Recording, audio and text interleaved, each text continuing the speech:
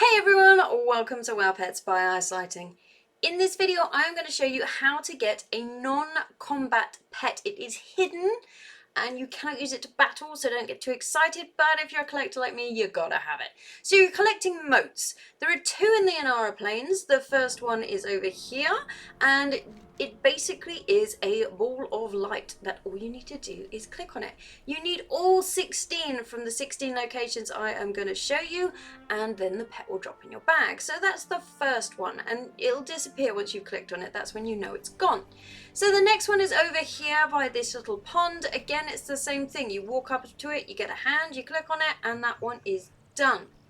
So now we're going to head on to the Azura span. So this one has 4. So the 4 that you're looking for, the first one I went to is this one over here on this little aisle.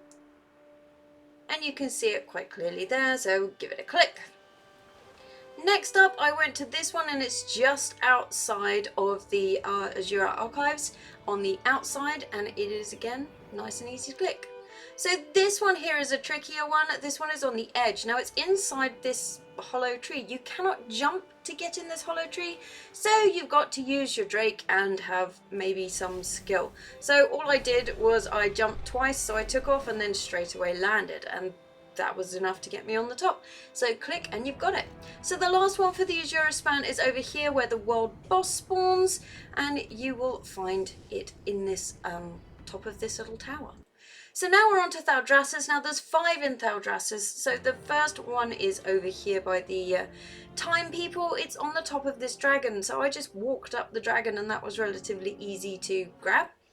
Next, this one you need to be able to fly high. This one is on the top of the mountain. So you have to go really, really high for this one, so be prepared for that. Next up, you'll find one just outside the vault. So it's right here just underneath this statue. So give it a click and you're done.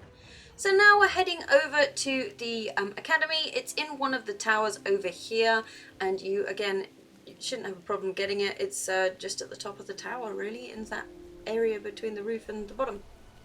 So the last one for Thaldraszus is over here. So you are looking at this one just next to this little shrine.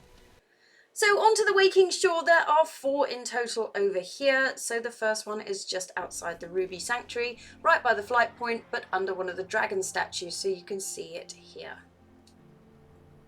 Next up, if you make your way over towards the Apex area, and it is up here on the stairs. It's quite easy to click, nice and simple.